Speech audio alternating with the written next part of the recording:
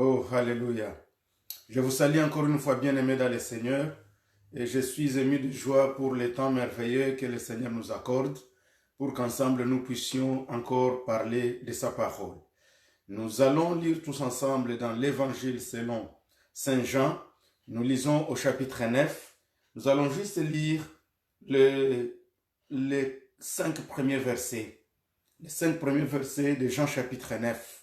La Bible nous dit: Jésus vit en passant un homme aveugle de naissance. Ses disciples lui posèrent cette question: Rabbi, qui a péché, cet homme ou ses parents, pour qu'il soit né aveugle? Jésus répondit: ce n'est pas que lui ou ses parents aient péché, mais c'est afin que les œuvres de Dieu soient manifestées en lui. Il faut que je fasse, tandis qu'il est jour, les œuvres de celui qui m'a envoyé. La nuit vient où personne ne peut travailler, et pendant que je suis dans le monde, je suis la lumière du monde. Amen. Amen.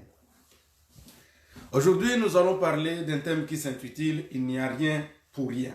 Donc, rien n'arrive pour rien. Vous savez, dans la vie, là où tu es, tu peux être en train de vivre des choses. Et tu t'imagines, mais pourquoi tout ceci? Pourquoi c'est à moi que ça arrive? Mais pourquoi ces problèmes? Pourquoi cette difficulté? Pourquoi je planifiais ceci, mais les choses ne sont pas marchées, n'ont pas marché plutôt comme ça devait marcher. Les choses ne sont pas allées comme ça devait aller. Je vais te dire une chose, rien n'arrive pour rien. Il y a quelque part un but, un objectif de Dieu qui est caché dedans. Tu as juste besoin de la grâce de Dieu, de cette faveur-là de Dieu, pour que Dieu te révèle la raison qui fasse que tu sois ce que tu es aujourd'hui, que tu connaisses ce que tu connais aujourd'hui, que tu traverses ce que tu traverses aujourd'hui. Et lorsque tu auras découvert cette raison qui a fait que le Seigneur puisse les permettre, alors tu lèveras tes mains et tu vas les glorifier et tu vas rendre grâce à Dieu et tu diras: oui Seigneur, merci, car tu l'as permis, car tu es bon, car tu es merveilleux. Sans aller plus loin, je vais juste vous donner quelques exemples avant que je ne puisse entrer dans les vifs de mon sujet. Regardez un peu Joseph. Joseph, il était dans sa famille, aimé par son père, mais malheureusement ses frères ne l'aimaient pas, il les haïssait. Lui, il était là, Dieu nous donne des visions, et pendant qu'il recevait des visions, il partageait ses visions avec ses frères et avec ses parents. Et ces visions-là qu'il partageait ont fait que ses frères puissent commencer à les haïr. Et lui ne savait rien de tout ça, il était innocent, mais la bonne nouvelle c'est que ce n'était pas pour rien. Dieu avait permis cela parce qu'il avait un plan merveilleux pour Joseph et il voulait faire de Joseph un homme grand, mais pour que cela arrive, ça doit passer par un chemin. Bien-aimé, là où vous êtes, que ce soit Abraham. Abraham était dans son pays où il était calme et le Seigneur lui dit: quitte dans ton pays et va là où je vais t'amener, car je ferai de toi une grande nation, je te bénirai, je bénirai ceux qui te béniront et je ferai de toi une source de bénédiction. Et alors Abraham a commencé un voyage qu'il ne savait pas il allait où, il en a connu des embûches, mais rien n'était pour rien. Je vais vous dire, bien aimé dans le Seigneur, ce que tu es là aujourd'hui, tu peux être malade, même ta maladie, c'est pas pour rien. Tu peux manquer un travail, même ce chômage-là, c'est pas pour rien. Tu peux manquer un enfant, tu peux manquer un mariage, tu peux être dans des problèmes, toi-même tu t'imagines, mais comment je vais m'en sortir? Tu peux avoir des problèmes de dette, tu peux avoir des problèmes peut-être, tu as fait, je ne sais pas moi, l'hypothèque, mais tu ne sais pas comment tu peux encore t'en sortir. Tu peux te dire, mais qu'est-ce qui m'arrive? Comment je vais m'occuper de la scolarisation de mes enfants? Mais comment je vais m'en sortir dans cette vie-là? Et pourtant, ceci... moi, je planifiais les choses de cette manière, ça arrive d'une autre manière. La bonne nouvelle aujourd'hui pour toi, c'est que prends courage, il n'y a rien pour rien. Rien n'arrive pour rien. Tout ce que le Seigneur a permis pour toi, il a un but. Et ce but est merveilleux pour toi. Il est caché parce que même dans la poubelle, il y a quelque chose que tu peux ramasser, même dans la poubelle, si seulement le Seigneur te révèle comment le faire. Je reviens à notre texte. La Bible nous dit que Jésus-Christ était juste en train de passer. Et quand Jésus voulait juste passer, là où il voulait juste passer aux alentours, la Bible dit qu'il y avait un homme qui était né aveugle. Et Jésus n'était pas seul. Jésus était accompagné de ses disciples. Lorsque ses disciples ont vu cet homme-là qui était né aveugle, ses disciples ont posé la question à Jésus. Seigneur, Maître, Rabbi, toi qui connais tout, toi qui es le vrai enseignant, toi qui connais tout, dis-nous la vérité. Cet homme ici, qui a péché? Est-ce lui ou ce sont ses parents qui fassent qu'il soit né aveugle? Premièrement, la première chose, quand j'ai lu ce texte, je me rends compte que dans ce texte, il y a un petit piège.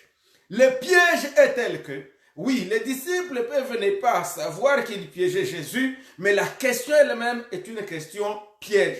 Parce que dans la loi, quand vous lisez Ézéchiel chapitre 18, la Bible nous dit que le père ne portera pas la faute ou le péché ou ne mourra pas pour le péché de son fils et le fils ne mourra pas pour le péché de son père ou de son parent. Ici donc, il y avait déjà une question. Si Jésus pouvait répondre à cette question, que cet homme, il est né aveugle à cause des péchés de ses parents, directement Jésus serait à l'encontre de la loi, il serait à l'encontre de ce que disait la Torah, parce que selon la Torah, chacun devait être puni pour ses propres fautes. Alors, si Jésus disait que ceci est arrivé à cause de ses parents, alors Jésus allait tomber dans cette erreur. Or, Jésus est Dieu, il ne pouvait pas tomber dans cette erreur. Deuxième piège. Si Jésus pouvait dire qu'effectivement c'est cet enfant lui-même qui a péché, c'est la raison pour laquelle il est né aveugle, là aussi, le piège serait que Jésus vient de condamner un innocent parce qu'on ne peut être condamné pour une faute que lorsqu'on en est conscient. Or, cet enfant ici, et même s'il pouvait s'agir peut-être d'un péché originel dans lequel tous nous sommes nés, alors là, il ne serait pas le seul, tout le monde serait né aveugle. Mais on n'est pas tous nés aveugles. En d'autres termes, pour cette question piège-là, Jésus a donné une réponse qui convient. Il a dit non, ce n'est ni ses parents, ni cet enfant qui ont péché pour qu'il soit né aveugle, mais tout ceci est arrivé pour que les œuvres de Dieu soient manifestées. Alléluia. En d'autres termes, pour que lorsque je viendrai et que je le trouve aveugle, je vais le guérir. Et lorsqu'il sera guéri, il y aura des gens qui vont aussi témoigner que Dieu guérit, qui vont témoigner que Jésus-Christ est effectivement le Fils de l'homme qui est venu du ciel, le Fils de l'homme. Et vous allez vous rappeler que de tous les titres christologiques, c'est lui que Jésus a aimé et dont il se présentait tous les jours partout là, c'est lui dont il parlait partout. Vous lisez dans tous les évangiles, il se présentait comme étant le Fils de l'homme. Mais pourquoi il aimait ce titre christologique de Fils de l'homme, au lieu de celui de Fils de Dieu, au lieu de celui même de Messie, au lieu de celui de Sauveur, au lieu de celui de Dieu? Il aimait celui-là parce que, selon Daniel chapitre 7, verset 13, la Bible disait très bien que le Fils de l'homme venait des cieux. Et c'est celui-là qui devait être le Messie. Donc Jésus aimait qu'il se présentait toujours Fils de l'homme parce qu'il voulait rassurer au monde qu'effectivement c'est lui qu'on attendait. C'est lui qui était venu du ciel. C'est lui le Messie. C'est lui le sauveur de l'humanité. Il n'y a pas quelqu'un d'autre. Et c'est d'ailleurs la raison pour laquelle, quand vous lisez ce texte jusque-là à la fin, quand vous lisez les versets qui suivent à la fin de Jean chapitre 9, lorsque cet homme qui était né aveugle va poser à Jésus la question pour dire Seigneur, Seigneur, qui es-tu? Ou en d'autres termes, quand Jésus lui dit, crois-tu au Fils de l'homme? Il dit, mais le Fils de l'homme, qui es-tu? Il est où? Et Jésus se présente à lui-même, il dit, c'est moi, le Fils de l'homme. Gloire au Seigneur Jésus. Alors, ici, cet homme ici, il est né aveugle. La deuxième réaction ici, c'est quoi? Pourquoi les disciples demandent à Jésus la question de savoir qui a péché pour que cet enfant soit né aveugle? C'est parce qu'effectivement, dans ce monde, que ce soit dans l'ancien temps, que ce soit jusqu'aujourd'hui, les humains ont toujours l'impression que toutes les souffrances, que toutes les maladies surtout, sont une conséquence du péché. Et c'est ça les combles aujourd'hui. Tu peux trouver ton frère qui est malade. Tu peux trouver ton frère. Je me rappelle à un certain moment, quand le sida venait d'apparaître, et pratiquement tout celui qui avait le virus, le VIH, le sida, je me rappelle dans mon pays, les gens avaient l'habitude de commencer déjà à lui faire des préjugés comme quoi, donc c'est un impudique, c'est un prostitué, c'est une prostituée. Et pourtant, il y avait d'autres moyens de transmission de cette maladie en dehors du péché de la prostitution, de l'impudicité. En d'autres termes, l'homme a toujours tendance de croire que la souffrance est une conséquence du péché. Même vous vous rappelez de Job. Lorsque Job était en train de traverser des épreuves très dures dans sa vie, ses 3 amis qui sont venus le voir, étant venus, la première chose, quand ils ont regardé la souffrance, quand ils ont vu comment il souffrait, ils lui dirent, Job, assurément, tu as péché contre Dieu. Tu dois te repentir. Et Job a fait l'introspection de sa vie. Il s'est dit, mon Dieu, tu es fidèle et juste. Moi, je me reconnais. Je ne me retrouve pas. Je ne sais pas pourquoi ceci m'est arrivé. Je vais te dire, bien-aimé dans le Seigneur, tu peux souffrir injustement. Tu peux tomber malade et tu n'as rien fait. Tu peux traverser des problèmes dans cette vie et tu n'as pas péché. Même si les gens pensent que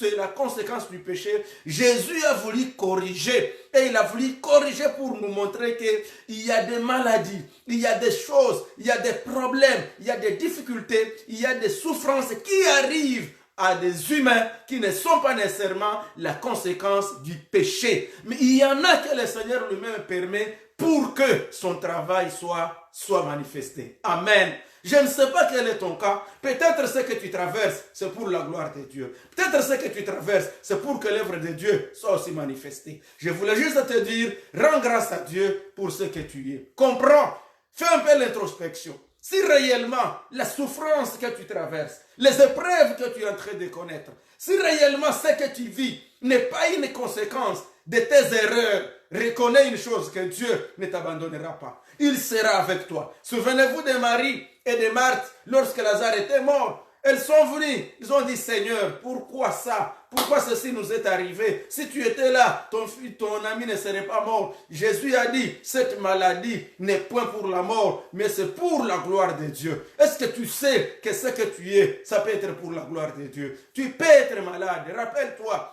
il y a de ces pays-là où l'on célèbre, comme le Canada aujourd'hui, la journée d'action de grâce. C'est une journée où les gens se réunissent en famille, où les gens mangent ensemble, où les gens célèbrent cette journée d'action de grâce en se souvenant et en disant merci à Dieu pour toutes les moissons, pour toutes les récoltes qu'il a données à son peuple pendant toute cette année. Et d'autres célèbrent, ils célèbrent maintenant les débuts de l'automne. Ils comprennent que voilà, on en a fini avec toutes les récoltes, on en a fini avec toutes les moissons et nous devons dire à Dieu merci pour toutes les moissons qu'il nous a données. Et bien aimé, je vous invite aussi à vous joindre à eux, à dire merci à Dieu pour tout ce que tu as, la santé que tu as, les souffles de vie que tu as encore. Voici la moisson dont tu dois te réjouir. Peu importe la souffrance, peu importe la maladie, peu importe ce que tu es, reconnais qu'il n'y a rien, il n'y a rien pour rien. Ce que tu es là, c'est pour la gloire de Dieu.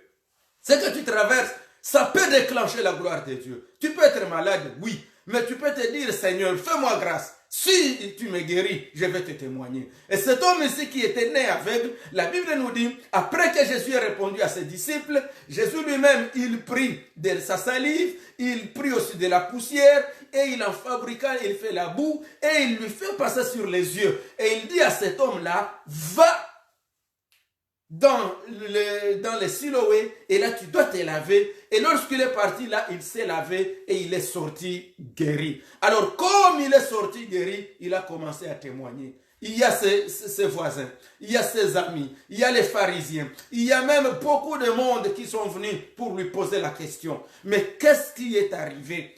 Qu'est-ce qui est arrivé? Même ses parents, qu'est-ce qui est arrivé pour que tu commences à voir? Et voilà, l'œuvre de Dieu commença à se manifester en lui. Il a commencé maintenant à témoigner. Il disait aux gens, il y a un homme qui s'appelle Jésus. qui m'a touché, qui m'a guéri, qui m'a dit d'aller me laver dans les Siloé. Et quand je suis sorti là, j'ai commencé à voir clair. Malheureusement, au lieu que ses parents, au lieu que ses amis, au lieu que les pharisiens, au lieu que tous ceux qui étaient autour de lui puissent se joindre à lui pour célébrer la guérison, pour rendre grâce à Dieu, ils ont commencé à se poser des questions. Et d'ailleurs, quand vous regardez les pharisiens, eux, ils ont plutôt tenu la loi devant eux. Ils lui ont dit d'ailleurs, cet homme-là, que tu dis qui t'a guéri, il ne vient pas de Dieu. Il n'est pas celui qu'on attendait. Cet homme-là, c'est un pécheur. Parce que comment il t'a guéri le jour du sabbat? Mon frère, ma soeur, les lois, la tradition, la religion fait que beaucoup de gens ne voient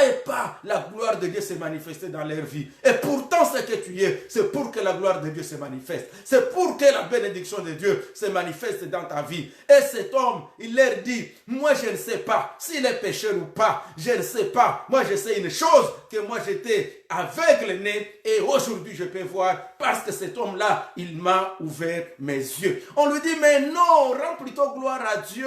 Ne parle pas de cet homme. Il dit, oui, moi je m'en fous. Moi je sais une chose, que cet homme-là, s'il était un pécheur, il n'allait pas me faire ce qu'il a fait parce que je ne crois pas que Dieu puisse entendre les prières des pécheurs. Dieu n'entend pas les prières des pécheurs. Mais cet homme, il m'a guéri, il m'a sauvé. Il n'a plus peur. Pendant que ses parents avaient peur, lui n'avait plus peur parce qu'il sait ce que Dieu a fait de lui. Mon frère, ma soeur, je vais te dire une chose. Dieu est encore capable d'agir dans ta vie. Dieu est encore capable de te faire un miracle. Il est encore capable de t'amener à témoigner sans peur ni honte. Aujourd'hui, nous avons des difficultés de parler de Jésus. C'est parce que nous n'avons plus de témoignages.